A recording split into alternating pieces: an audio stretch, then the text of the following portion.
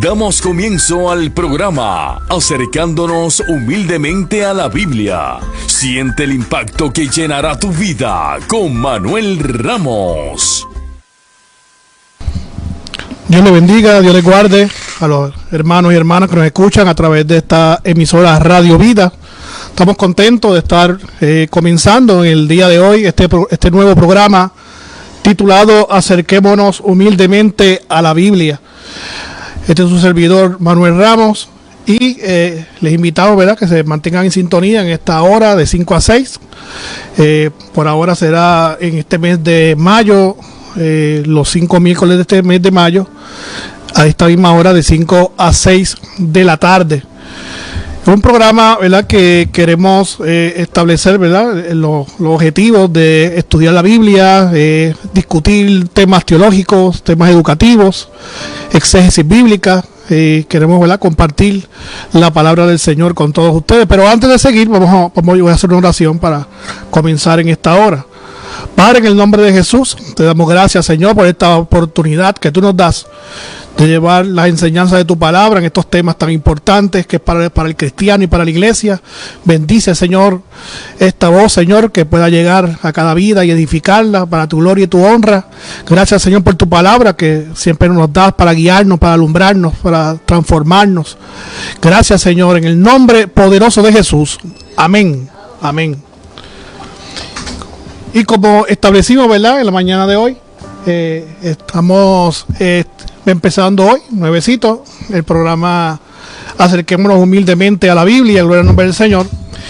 Y prácticamente es importante informar, ¿verdad?, que en este mes de mayo está patrocinando la compañía Industria Leche de Puerto Rico, la Indulac, está patrocinando esta hora, así que, ¿verdad?, queremos resaltar, ¿verdad?, el buen producto que se hace allí, se procesa allí en la planta, allí en Atorrey, Puerto Rico, donde, ¿verdad?, todos los días se están saliendo, ¿verdad?, leche UHT, queso Indulac, que todo Puerto Rico lo conoce, llevamos varias décadas ya en el país, así que queremos resaltar esa parte de la que ellos son los patrocinadores de este mes de mayo para este programa Acerquémonos humildemente a la Biblia.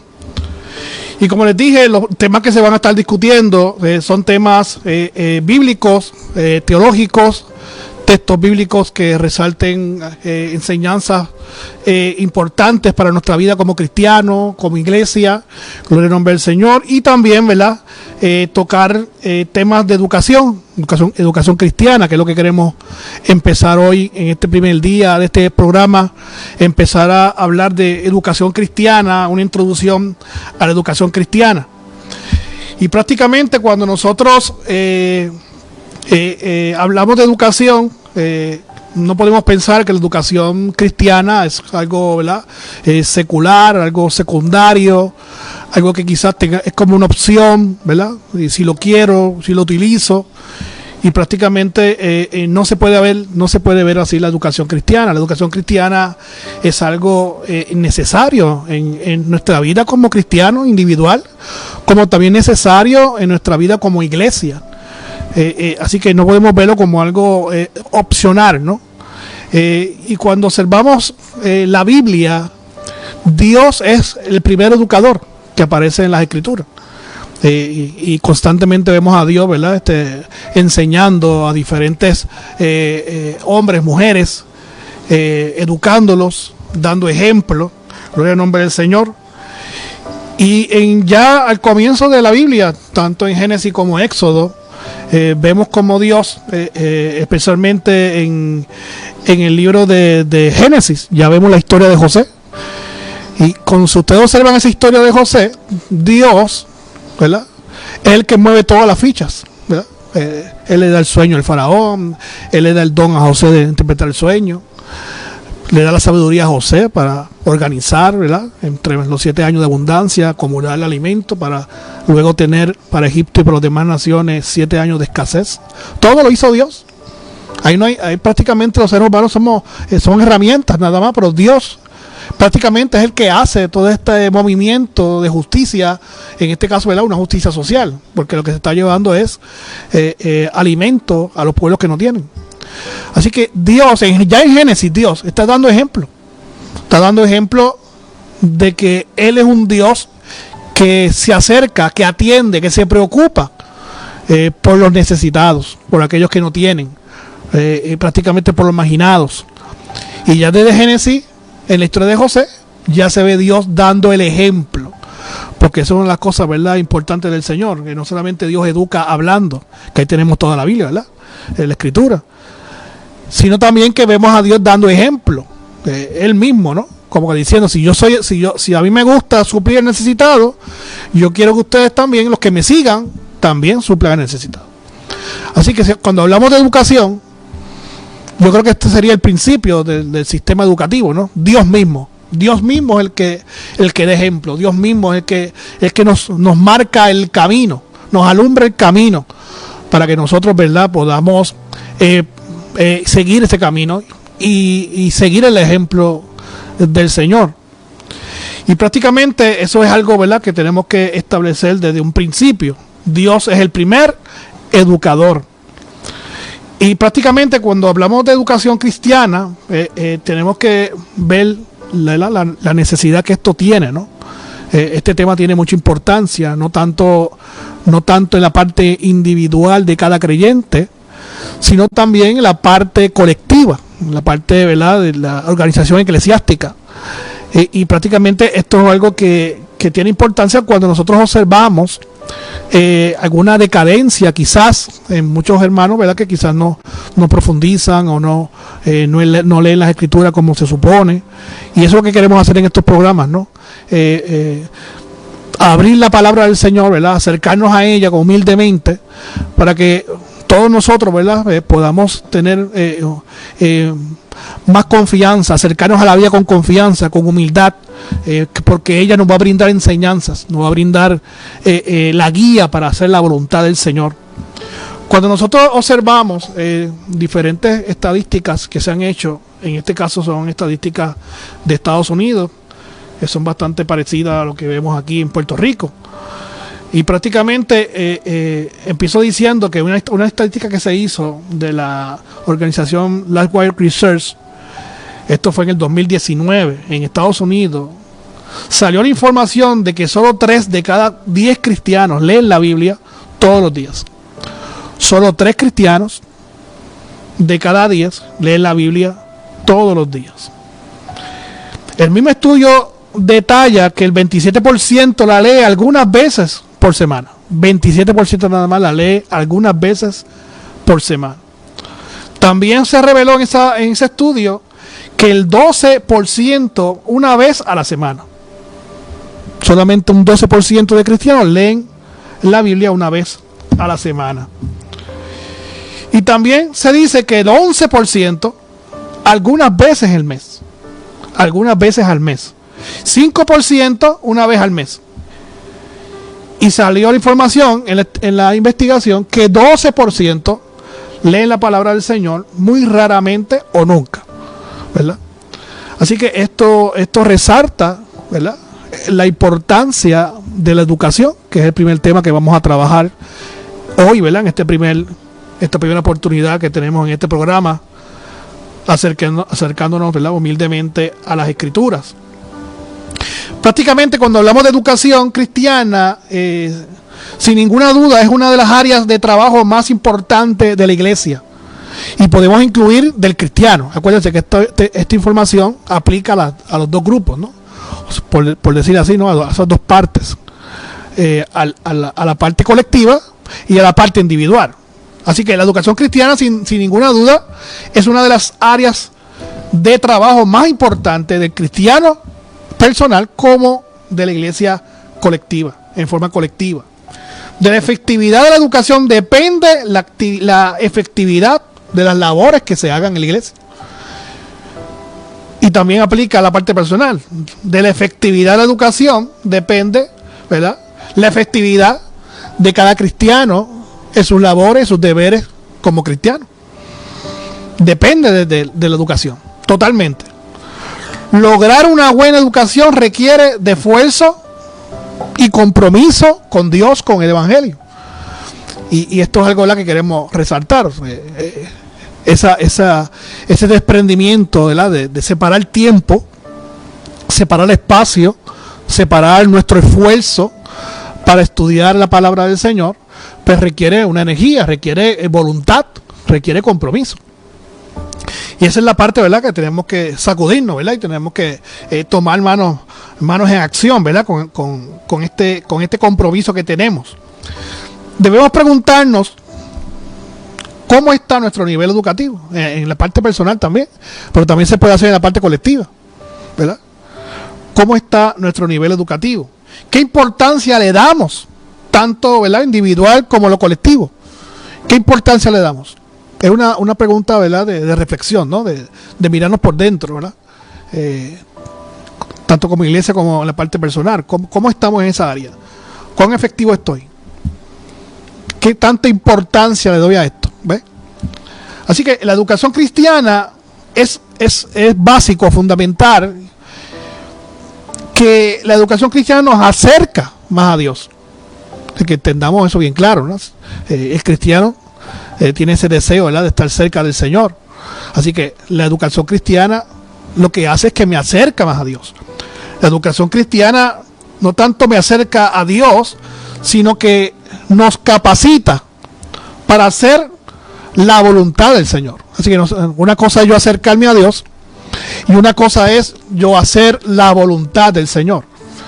Y la educación cristiana provee herramientas para las dos cosas, para acercarme a Dios y para hacer su voluntad. Es importante decir también que la educación cristiana, uno de los medios a través de los cuales se canaliza el desarrollo de las diferentes responsabilidades de la iglesia. Todos estos ministerios que se desarrollan en la iglesia, el propio ministerio que tengamos individualmente, todo eso se desarrolla, o sea, mejora, se pone más efectivo cada vez a través de la educación cristiana. La educación cristiana, amado hermano y amado hermana, fortalece en todos los aspectos a la iglesia del Señor. Es la que fortalece, porque es la que nos orienta, es la que nos dice qué debemos hacer, por qué debemos hacerlo, cuáles son las consecuencias para hacer el tal o cual labor. Eso lo hace también la educación cristiana. Así que la educación cristiana podemos decir con toda libertad que es el motor que mueve y perfecciona a la iglesia a realizar la obra de Dios. Si ese motor no trabaja bien, pues entonces las tareas de la iglesia no son suficientemente efectivas.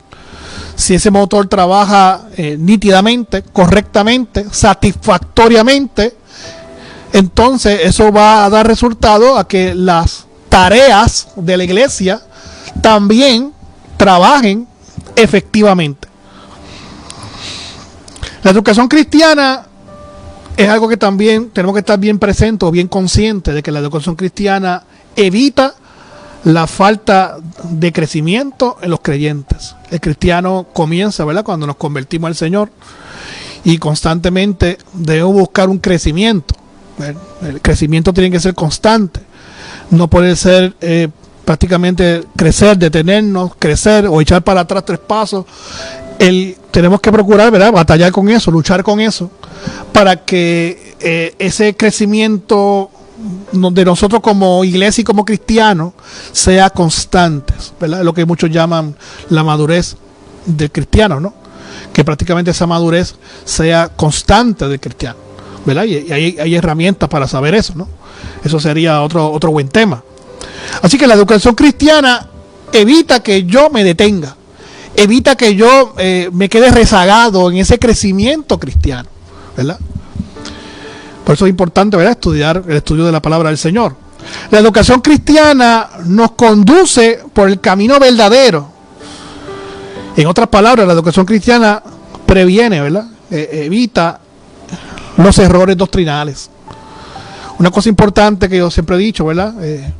Dios me da la oportunidad de dar clases en la Universidad Teológica del Caribe, y con los estudiantes casi siempre comparto, ¿verdad?, que antes de uno tomar la decisión de estudiar otras religiones, de estudiar otros grupos religiosos, antes de eso, tenemos que realmente creer, entender, comprender nuestro propio credo, nuestras propias creencias.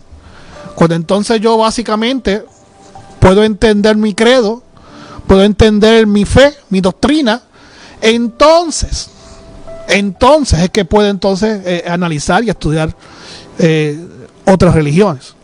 Así que lo importante es siempre estar, como primer lugar, conocer, ¿verdad? Y eso se puede hacer, ¿verdad? Como hacen muchos libros de teología, ¿no? Conocer sistemáticamente. O sea, por ejemplo, separarlo por temas. ¿Qué yo creo del Espíritu Santo? ¿Qué yo creo de la venida de Cristo? ¿Qué yo creo de Cristo, de Dios? ¿Qué yo creo de que son las responsabilidades de la iglesia? Separarlo por temas es mucho mejor. Y poco a poco ir alimentando, ¿verdad? Y desarrollando esos temas que es importante que dominemos, que comprendamos, y que al final, después de una comprensión, podamos articular, podamos tener una conversación de defensa a nuestra doctrina, a nuestra fe. Y la educación cristiana es fundamental en este proceso. No solamente para conocer mi doctrina, mi fe, mi credo, sino también para evitar, ¿verdad?, las doctrinas de error, los pensamientos erróneos. La educación cristiana nos hace comprometernos con Dios. Cuando uno entra en la palabra del Señor, uno entra en sus enseñanzas, generalmente, ¿verdad? Esas enseñanzas siempre nos van a dar una comprensión de que tenemos o debemos comprometernos con Dios. Que nuestra relación con Dios no puede ser algo superficial, sino tiene que haber un compromiso con Dios.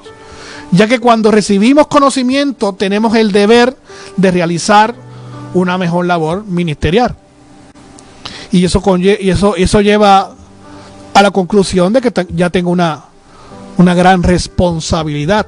Porque entre más conocemos, más responsabilidad tenemos. La educación cristiana me hace comprometerme con Dios.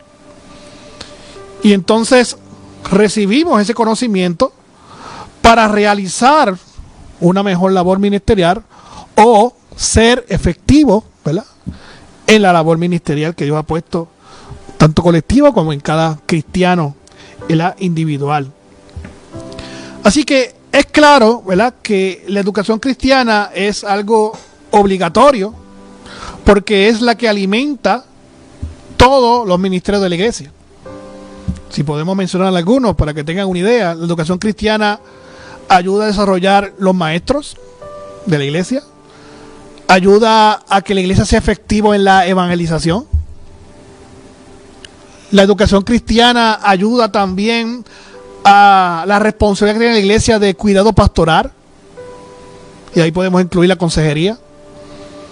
Son cosas sumamente necesarias.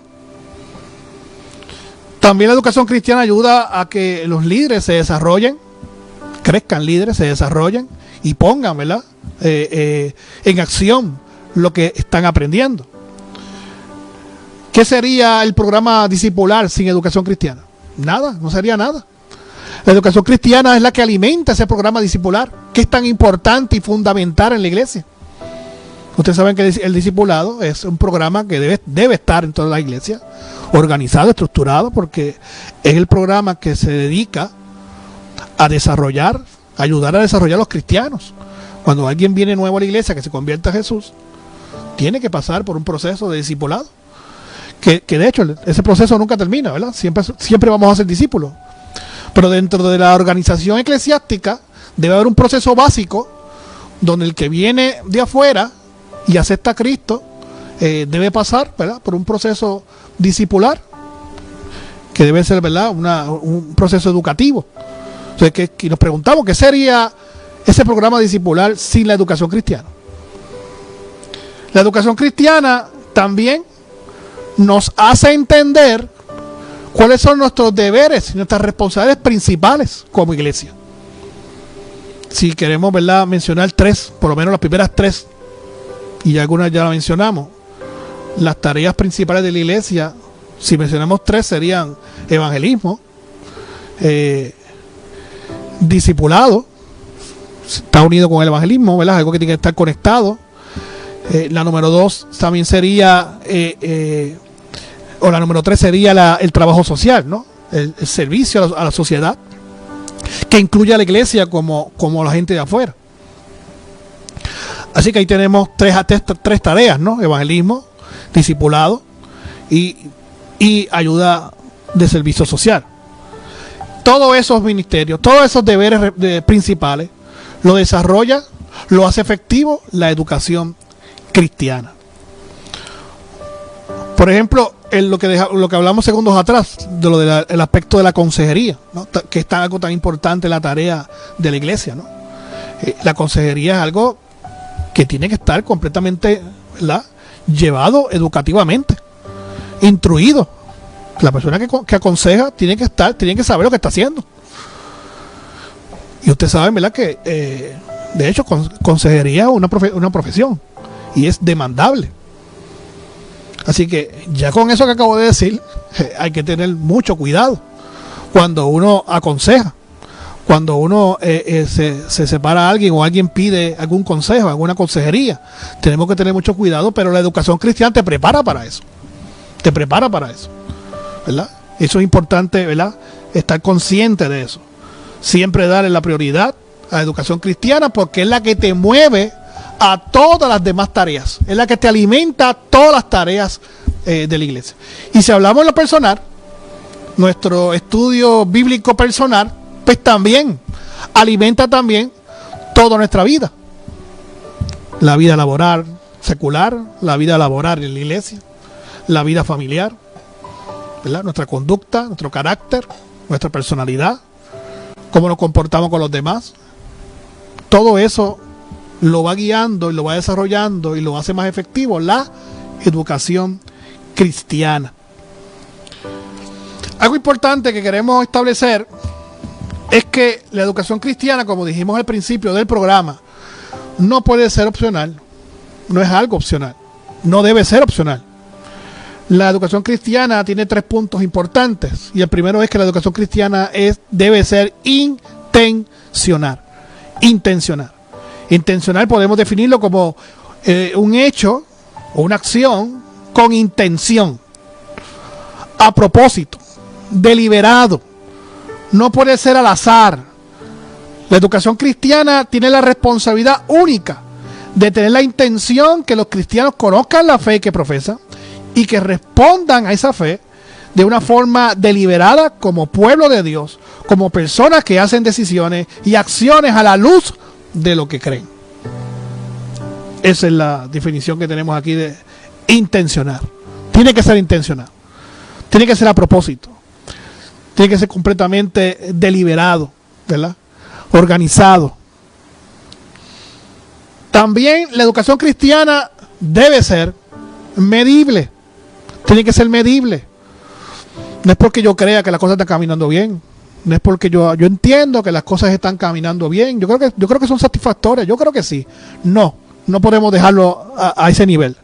Tenemos que, de alguna manera, medir la educación cristiana, ¿verdad? Y hay varias formas de hacerlo. Pero la intención primaria es tratar, de alguna manera, tratar de medir, ¿verdad?, si la educación que estamos dando está siendo efectiva. Una cosa medible, básica, sencilla, es preguntar a los mismos alumnos, a los mismos hermanos de la iglesia, qué ellos opinan, ¿verdad?, que ellos creen que debe mejorar. Eso es una forma de medir. Cuando uno mira la efectividad de la asistencia también, ¿verdad? La asistencia también tiene que ver con la efectividad del desarrollo de la clase.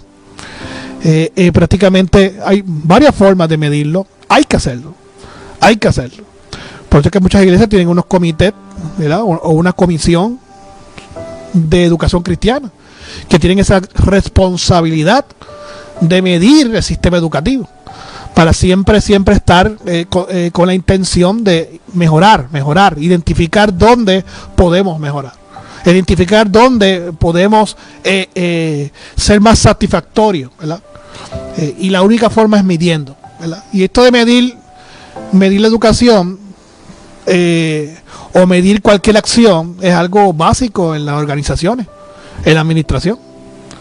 Cualquier compañía, cualquier sistema organizativo que quiera ser efectivo en lo que hace, tiene que medirse, ¿verdad? Y ahí viene el sistema de gráfica, todo este sistema de estar midiendo en detalle las cosas que se hacen, la satisfacción o la parte satisfactoria de las cosas que se realizan. Eso hay que medirlo, Así que la educación cristiana es intencional, es medible. Y tercero, la educación cristiana tiene que ser satisfactoria en la práctica. La educación no es simplemente enseñar la palabra del Señor, que es fundamental, claro que sí, pero eso tiene que transferirse, tiene que convertirse en una acción, ¿verdad? Por ejemplo, si la iglesia quiere en este año 2024 ser más agresivo en la parte evangelística, ¿dónde podemos empezar para ser más efectivo en la parte evangelística? En la educación. Entonces voy a estructurar estudios bíblicos o en la misma escuela bíblica, que todos los maestros tengan el mismo tema, para que la iglesia entienda la importancia de evangelismo, cómo debemos ser efectivos en la evangelización, cómo acercarnos a las personas inconversas, ¿verdad? Todo este proceso entonces entra en una enseñanza agresiva, y después que la iglesia entonces ha entendido el por qué y para qué, entonces estamos preparados para salir a evangelizar. ¿Ves? O sea que ahí la educación no simplemente, en ese ejemplo que acabo de dar, la educación no se quedó en data e información. Ahí la educación se transfirió a la práctica.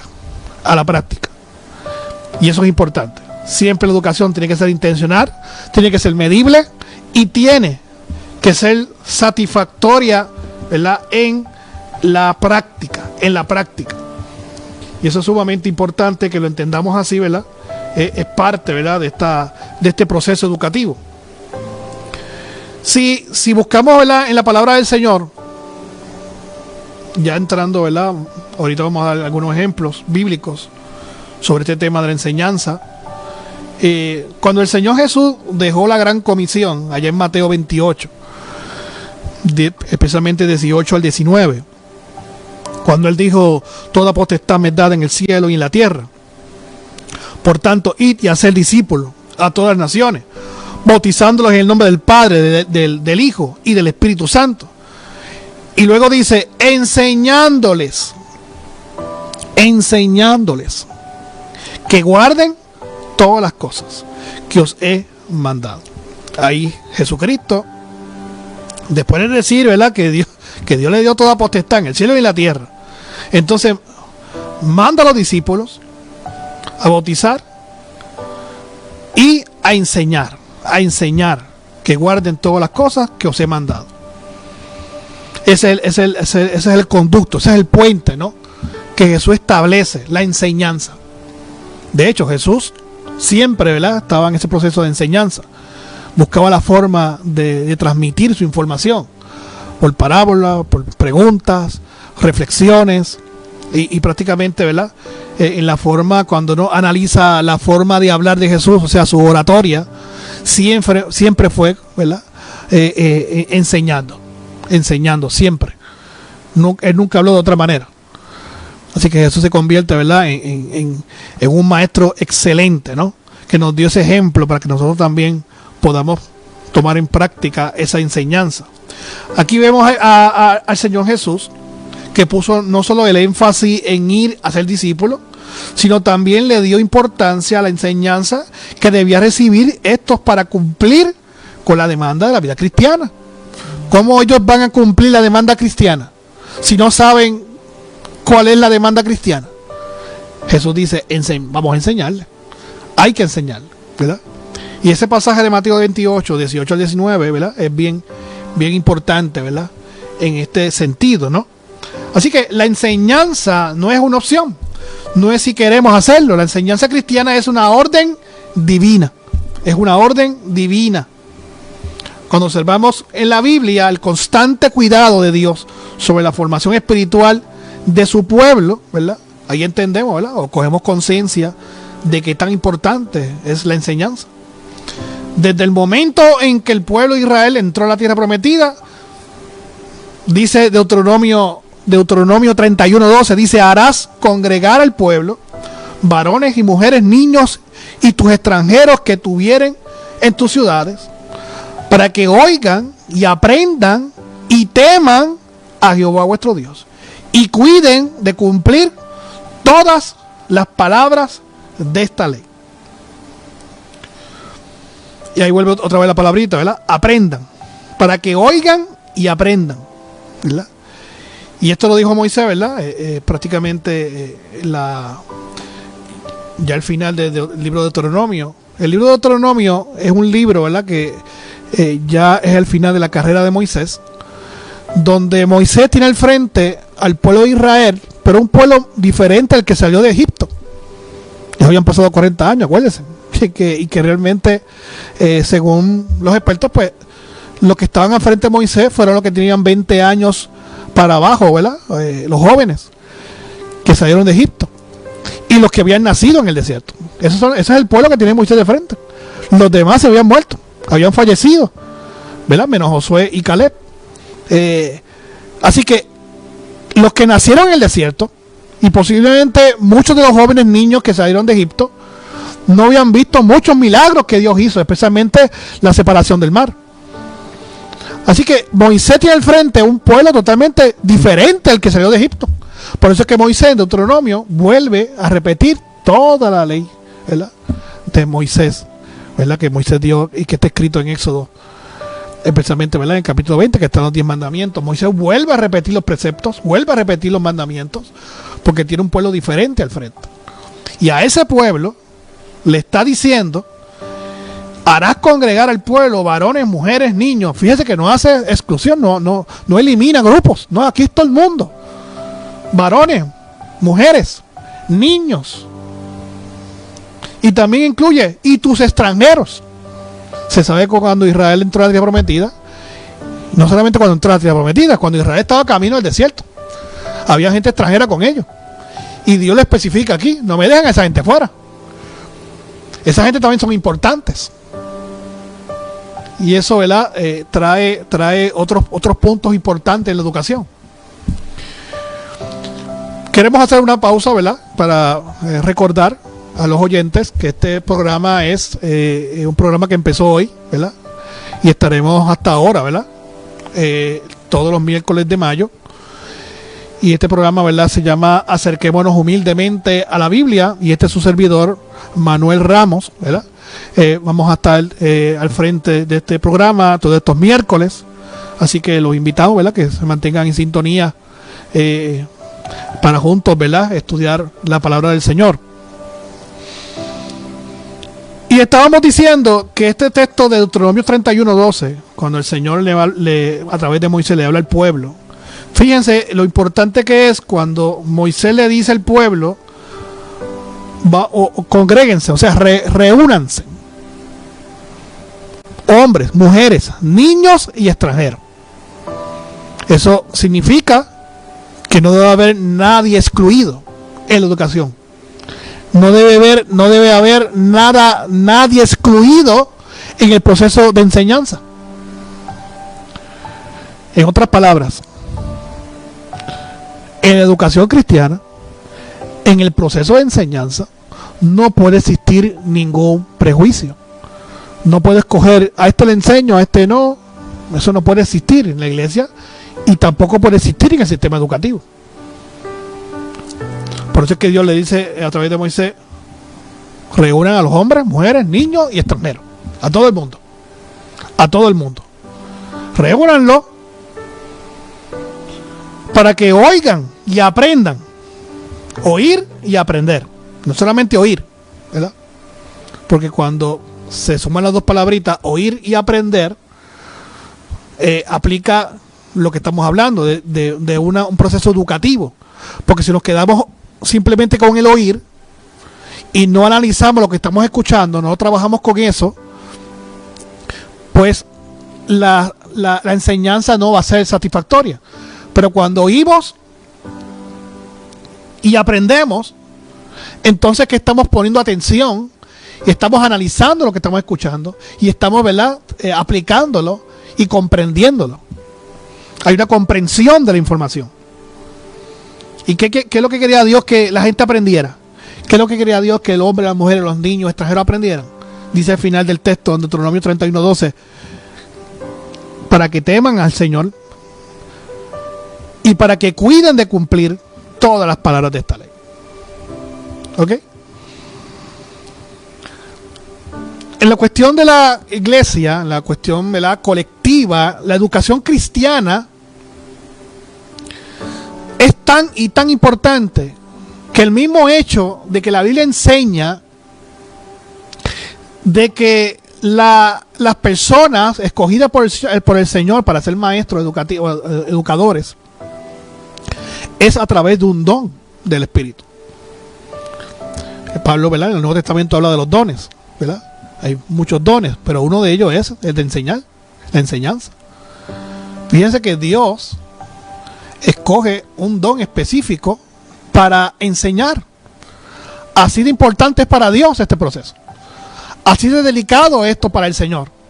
Así de fundamental es para Dios que Dios provee a través de su Espíritu Santo un don, el don de enseñanza, ¿verdad? Eso está en diferentes pasajes del Nuevo Testamento, como Romanos 12, 6 al 8, 1 Corintios 12, 28 y Efesios 4, 1 al 12. Así que es un don dado por el Espíritu Santo, permitiéndole a un creyente comunicar eficazmente las verdades de la Biblia a los demás. Porque yo estoy entrando por esta línea, ¿no? No solamente para resaltar, ¿verdad?, de que para Dios es importante la educación, porque Él mismo provee un don del Espíritu, sino que realmente cuando esto lo analizamos, también tenemos que estar conscientes lo importante de las personas que tienen este don. Así que la iglesia lo que quiero decir es que la iglesia tiene que identificar las personas que tienen don de enseñanza para ponerlos a enseñar, para que empiecen a poner en práctica lo que Dios le ha dado, ¿verdad? Y eso es algo, ¿verdad?, una herramienta de los líderes de la iglesia para identificar a estas personas y ponerlos a trabajar, porque el Espíritu Santo ha puesto dones a diferentes personas para esta función, ¿verdad? En muchos casos, pero no siempre, se usa en el contexto, ¿verdad?, de la iglesia local prácticamente, y en la iglesia local hay que tener mucho cuidado en esto, en el sentido de identificar, pero no solamente en ese sentido de identificar personas que tengan el don, y como tienen el don, vamos a dejarlo ahí, que Dios le ayude, sino que, como dije ahorita, la educación cristiana tiene que ser intencional, tiene que ser medible, tiene que ser satisfactoria en la práctica. Así que todas estas personas que tienen el don de enseñanza, que usted lo ha puesto a enseñar, a educar, hay que de alguna manera darle seguimiento, darle las herramientas, ayudarlos en ese proceso de educación, ¿verdad? Hay iglesias que cogen esto tan en serio que hacen hasta una entrevista a la persona, como si fuera una entrevista de trabajo. Y eso está muy bien, separar a la persona y entrevistarla, ¿verdad? Porque dar clase o dar alguna enseñanza en la congregación, en la iglesia, no es cosa de poca importancia, es algo sumamente importante. Si lo queremos, ¿verdad?, lo quiero poner un poquito más drástico. O sea, esto es tan vital que se nos va la vida. Porque si la educación no corre efectivamente, hay peligro de desviarnos para el error. Hay peligro de no ser satisfactorio en las cosas que hacemos en la iglesia. Así que los maestros que están ubicados, que son escogidos por Dios, porque Dios le pone un don de enseñanza, hay que, ¿verdad?, llevarlos, caminar con ellos, ¿verdad?, supervisarlos, darle las herramientas para que esto, ¿verdad?, sea algo que corra automáticamente, ¿no?, y satisfactoriamente. El don de enseñanza o el don de la enseñanza implica el análisis y la proclamación de la palabra de Dios, y explicando el significado, el contexto y la aplicación de la vida del oyente. No todo el mundo que tenga información no significa que tiene el don de enseñanza, ¿verdad?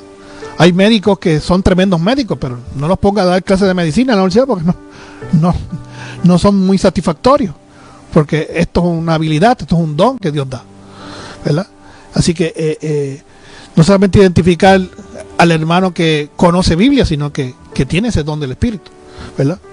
Que tiene esa habilidad de comunicar, esa habilidad de explicar, ¿verdad? Que se pueda entender, que se pueda, que las personas que escuchan puedan comprender con facilidad las enseñanzas de las Escrituras. Así que Dios dio dones a la iglesia para edificar la iglesia. De hecho, todos los dones son para beneficio de la iglesia y para beneficio de aquellos, ¿verdad?, también de afuera. Pero es bueno resaltar que todos los dones del Espíritu son para servir, para edificar, ¿verdad? Es lo que se conoce en griego como la carismata, ¿no? Es un regalo de Dios. Es una habilidad sobrenatural dada por Dios para desarrollar un ministerio para la edificación del cuerpo de Cristo. ¿Ok? La palabra griega que se traduce como enseñar es didaskolos, que significa instruir. Lo que se adquiere de este don es la habilidad de comunicación y la efectividad de lograr que otros aprendan la palabra. ¿Ok? Eso que es bien importante. Queremos acercarnos, ya en los últimos minutos de este programa, acercarnos a un texto bastante que tiene relación, ¿verdad?, con este tema de la educación cristiana. Y es el texto de Esdras 7:10. El libro de Esdras, capítulo 7, verso 10.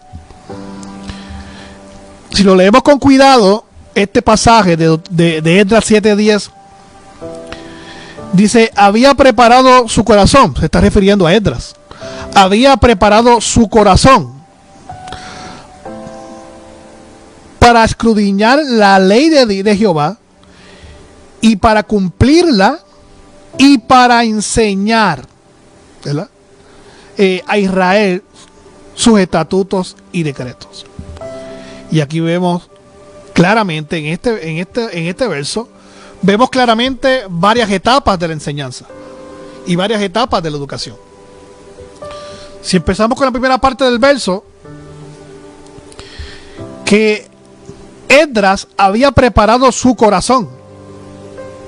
Eso sería, ¿verdad?, en forma, palabras más sencilla, Esdras tenía un firme propósito de prepararse. Un firme propósito que tiene que ver con el interior de la persona, ¿verdad? Cuando yo preparo mi corazón, es porque preparo ese corazón para acercarme a la palabra del Señor, entenderla, comprenderla, razonarla y articularla, poderla articular, que ahí viene la enseñanza, la instrucción. Es una preparación interna. Es lo que se llama, Esdras tuvo que decidirse internamente, en compromiso con Dios, acercarse a las enseñanzas de la palabra del Señor. Es una decisión interna que lleva compromiso. Es un firme propósito interno, ¿verdad? Todo eso significa que Esdras había preparado en su corazón. Ahora, sigue diciendo en la segunda parte del verso que había preparado su corazón ahí viene la segunda parte, para escudriñar la ley de Jehová. Y ahí está la segunda parte. Preparó su corazón, fue firme su propósito internamente, ¿para qué? Para escudriñar la ley de Dios, la ley de Jehová. Y eso significa, en otras palabras, estudiar cuidadosamente, investigar, indagar, ¿verdad? Eso es lo que significa escudriñar la palabra del Señor. Cuando uno escudriña, no es una simple lectura superficial o rápida, ¿verdad? Cuando uno escudriña, ya no cabe ese espacio de que sea algo rápido o superficial. No cabe ese espacio, porque la misma palabra escudriñar te lleva a que ahora yo voy a leer, dar lectura, estudiar cuidadosamente. No solamente voy a leer cuidadosamente, con mucha atención y compromiso, sino que voy a investigar. y también voy a indagar. Ya ahí ya quitamos la parte de que sea algo rápido. Esto coge tiempo, ¿verdad? Una cosa es leer la palabra y una cosa es escudriñarla, ¿verdad? Coge tiempo. Y estos son temas, ¿verdad?, que lo vamos a estar trabajando en programas futuros, ¿verdad?, en las próximas semanas.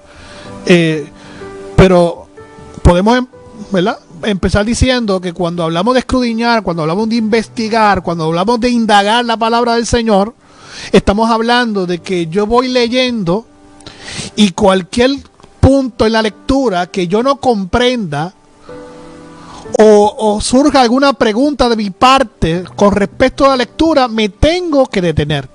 No puedo seguir leyendo. Me tengo que detener, ¿verdad? Y tratar de comprender lo que estoy leyendo. Y si no hay una comprensión rápida, entonces tengo que indagar. Así que tengo que buscar quizá un diccionario, quizá buscar un comentario, quizá buscar un diccionario de la palabra original en que se escribió ese texto, prácticamente, y eso se llama investigar, indagar. De hecho, cuando uno hace un exégesis de un pasaje, ¿verdad?, y eso lo vamos a trabajar posteriormente en otro programa, cuando uno hace un exégesis de un pasaje bíblico, lo que la mayoría de los expertos recomiendan es leer el pasaje varias veces. Léelo varias veces. Y no solamente leerlo varias veces y en diferentes versiones, que eso también es otro tema que vamos a discutir posteriormente. Leer el pasaje en varias versiones, porque es algo que vamos a trabajar después, pero que podemos adelantar que las diferentes versiones bíblicas que usted, ¿verdad?, me imagino que se han tropezado con ellas, ¿verdad?, en la librería, o usted mismo quizá tenga varias versiones en su casa, o ha escuchado a alguien hablando de diferentes versiones. Esto es una conclusión de lo que se llama, ¿verdad?, los obstáculos que yo tengo cuando me acerco a la Biblia. Hay unos obstáculos. Esto no es algo como que directo, ¿verdad? Lamentablemente tengo unos obstáculos cuando leo la Biblia. Y vamos a mencionar varios para mayor comprensión de lo que nos están escuchando.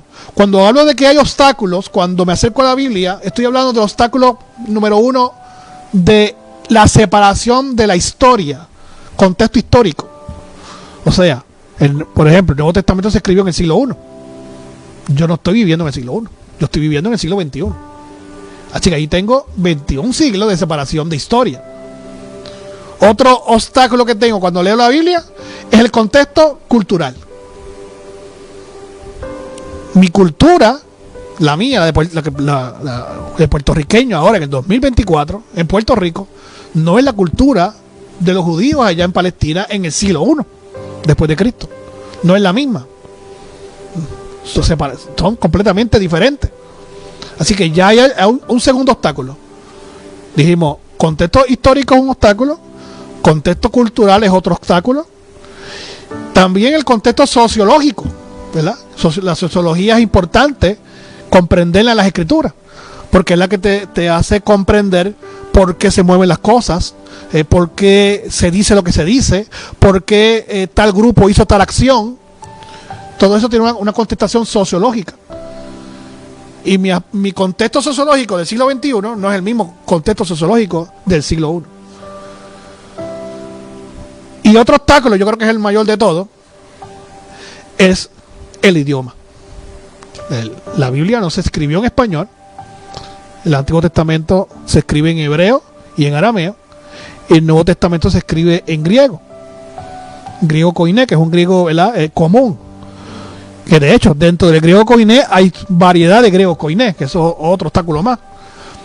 Entonces, cuando voy a acercarme a las escrituras y a buscar una definición de una palabra, si usted va a un diccionario, se da cuenta que hay diferentes definiciones de esa misma palabra. Entonces, tengo que analizar, según el contexto, cuál palabra es la mejor. Y eso es lo que hacen las versiones bíblicas. Por eso es que no me puedo casar con ninguna. Y por eso es que estoy diciendo que cuando leo un texto, cuando escudriño un texto, tengo que leer varias versiones. Porque esas versiones me dan diferentes ángulos del texto. Es como si fuera una mesa con un florero en el medio y esté oscuro. una versión bíblica me alumbra de un ángulo ese florero, pero otra versión me alumbra el mismo florero de otro ángulo. Y si tengo 3 o 4 versiones y leo el texto en diferentes versiones, estoy alumbrando el texto en diferentes ángulos. ¿Por qué? Por los obstáculos que ya hemos mencionado: el histórico, sociológico, cultural y el idioma. Y prácticamente esos obstáculos necesito que trabajar con ellos. No rendirnos, ¿verdad? No se rinda. No, hay tantos obstáculos, no tengo ganas de leer la Biblia, ¿no? Al contrario. Ese deseo de investigar, de indagar, ¿verdad? Tenemos que tenerlo todo cristiano. Así que es un reto que tenemos. Pero quiero adelantarles hoy que en esas diferentes versiones bíblicas, especialmente las modernas, las que trabajan con la alta crítica, con la crítica textual, mejor dicho, son versiones, ¿verdad?, que tratan de acercarse al primer sentido del autor. Algunas son buenas en la parte cultural, otras son buenas en la parte del lenguaje. ¿Ve? Y cada una tiene un punto fuerte. Por eso es que no me puedo casar con ninguna, ¿verdad? No me puedo casar con ninguna. Tengo que usar variedad de versiones. Así que en el proceso de escudriñar las escrituras, una de las cosas importantes es cuando indago, cuando escudriño, cuando investigo, un proceso que antes no teníamos. De hecho, siglos atrás no teníamos esta herramienta. Ahora la tenemos. Y él lee el texto en varias versiones. Que de hecho, ahora con los teléfonos estos inteligentes, usted puede bajar un app, que son apps que son gratis, de hecho, que te dan ya diferentes versiones bíblicas. Con un botoncito, usted cambia la versión. Sí, cuando es una recomendación, ¿verdad?, que damos en esta tarde, que cuando usted escudriña, indaga, investiga en el texto, yo le recomiendo que lea el texto en varias versiones. Así que, número 1, en este texto de Esdras preparó su corazón, fue firme en su propósito, se decidió, se comprometió, se preparó internamente. Entonces se acerca la palabra del Señor para escudriñarla, para indagar, para entenderla, porque no puedo entenderla si no investigo, no puedo entenderla si no indago. Y tercera parte de este proceso, según este texto de Esdras 7:10, sigue diciendo: y para cumplirla. Y esto es algo básico, ¿no? No puedo pretender indagar en las escrituras para simplemente aprender una información. Siempre tiene que terminar en la práctica. Todo lo que aprendamos a través de la Biblia tenemos que tratar de ponerlo en práctica. En este texto está diciendo que tenemos que acercarnos a la escritura con un compromiso, con una preparación interna. Tenemos que escudriñarla, no leer superficialmente, escudriñarla, indagar, investigar. Pero es para cumplir esa enseñanza que voy a recibir cuando yo investigo, cuando yo indago. Para cumplirla. Cuando hablamos de cumplir, hablamos de ejecutar. Cuando hablamos de cumplir, hablamos de, ¿verdad?, la frase que se usa mucho: vivir la palabra del Señor. Ponerlo en práctica. Y cuarta parte de este texto, y cuarta parte del proceso educativo y enseñanza, dice: y para enseñar, ¿verdad? Y dice: para enseñar a Israel sus estatutos y decretos. Y para enseñar. Número 1, preparar mi corazón. Número 2, escudriñar las escrituras. Número 3, cumplirla. Y número 4 y último, enseñarla. Así que en este proceso educativo no puedo cambiar los pasos. No puedo enseñar si no escudriño. No puedo enseñar si no preparo mi corazón. Si no hay un compromiso interno. No puedo enseñar si no cumplo la palabra del Señor. Es un proceso que va paso a paso. Hay un compromiso interno. Me acerco a las escrituras, al escudriño, investigo. No hago una lectura superficial, sino que hago una lectura pausada, investigando, indagando, para entonces cumplirla. Y entonces, después de cumplirla, entonces voy a enseñarla. Así que es importante, ¿verdad?, este proceso.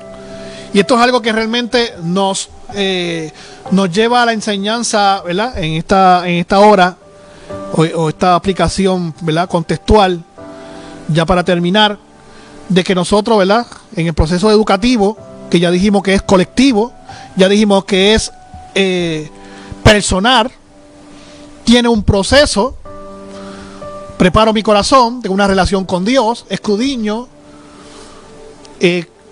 cumplo la palabra y enseño. Así que mi vida cristiana y mi vida como iglesia prácticamente tiene que estar fundamentada en esos 4 pasos. Tiene que estar fundamentada en esos 4 pasos.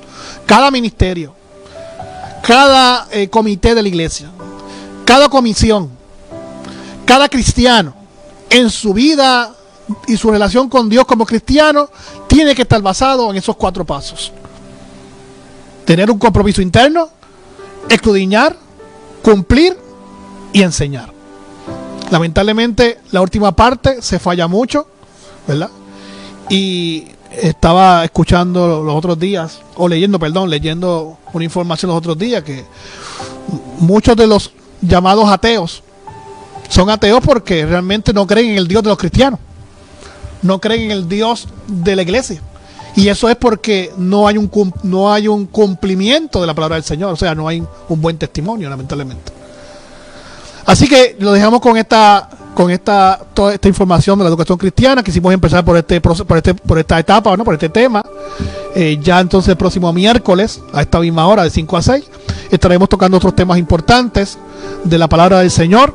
Así que este fue su programa, Acerquémonos humildemente a la Biblia. Dios le bendiga, Dios le guarde.